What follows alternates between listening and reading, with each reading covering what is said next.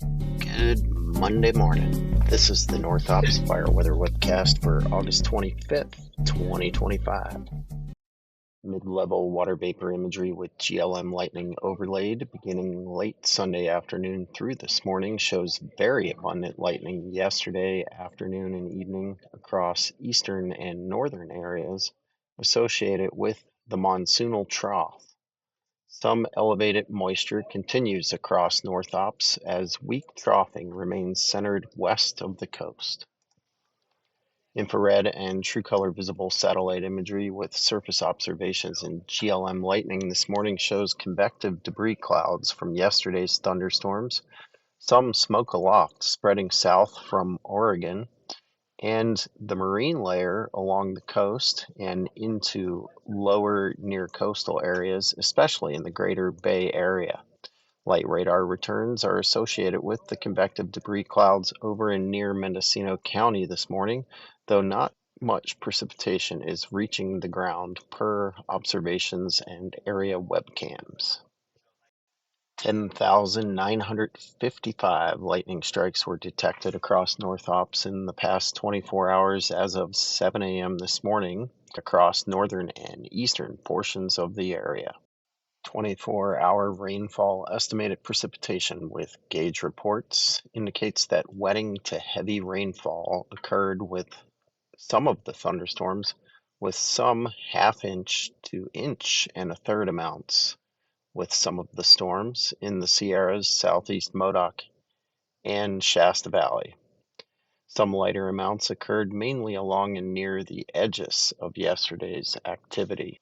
Red flag warnings for abundant lightning on dry fuels are in effect this afternoon into this evening across most of the far northern fire weather zones and fire weather zone 283 covering most of Trinity County. An extreme heat warning is in effect for western Siskiyou County, and a flash flood watch is in effect for areas east of the Sierra Crest.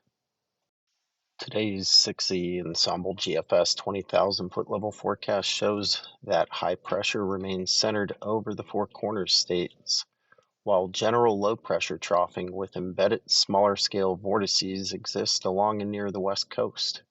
One of these smaller scale vortices will meander across the northern portions of NorthOps today and Tuesday, while another west of the SouthOps coast drifts slowly southeast. Westerly flow develops aloft Wednesday as the northern trough moves northeast and the southern one moves into SouthOps. Southwest flow develops Thursday through Friday as a Pacific trough approaches the Pacific Northwest. One short wave with this trough brushes by northwest areas Friday, and then the broader scale trough pushes into the west coast early next week. The GACC Wharf wind and RH forecast accurately shows poor to moderate RHs this morning across mid to upper elevations, though some valleys are more moist than depicted. Light and mostly variable winds this morning will become mostly southwest this afternoon. Thunderstorms developing along and northeast of the Sierras will occur, and also across the north and along and near the northwest Sacramento Valley, likely spreading 30 to 60 mile per hour outflow wind gusts across the northern two-thirds of NorthOps. After mostly light winds and similar RHs tonight, another round of thunderstorms with outflow gusts in the 30 to 50 mile per hour range are likely from the northwest mountains and northern Sacramento Valley east and southeastward. Enhanced westerlies are likely across southern areas. RHs are likely to be generally higher Wednesday morning. Southwest flow develops Wednesday afternoon with drier RHs across the southeast and isolated thunderstorms across northern and northeastern areas. The 0Z Nessa Wharf radar reflectivity forecast shows thunderstorms developing this afternoon from the Sierras northeastward. This evening, some thunderstorms are likely to push across the northern Sacramento Valley. Activity will gradually wind down this evening. Thunderstorms Tuesday are likely to be similar in location and coverage to Monday. The 60 EC lightning density forecast shows very abundant lightning today, with a fairly moderate to high probability of lightning indicated for the Sacramento Valley and foothills. A similar potential is shown for Tuesday, though not as much lightning is indicated for northeast areas.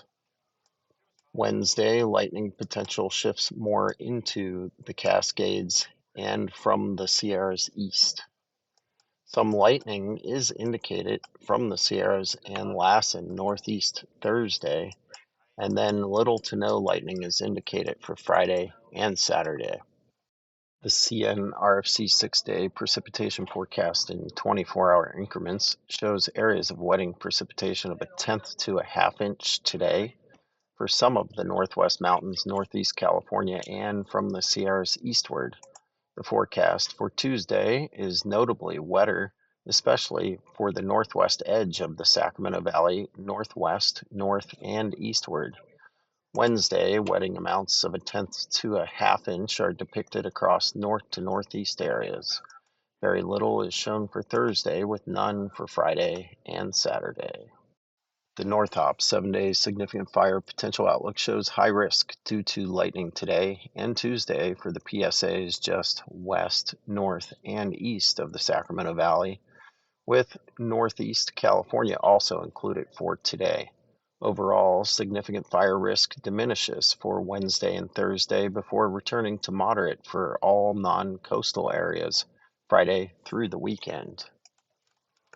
Meanwhile, SouthOps is forecasting low risk or less for significant fire for the 7-day forecast period, though they're anticipating significant initial attack due to recent heavy lightning.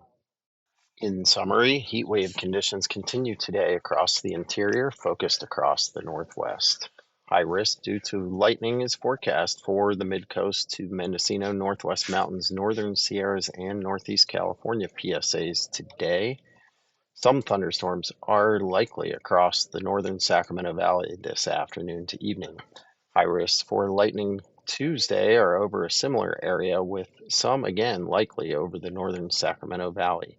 Lesser thunderstorm potential is likely over the wetter, higher mountains Wednesday and possibly Thursday afternoons to evenings.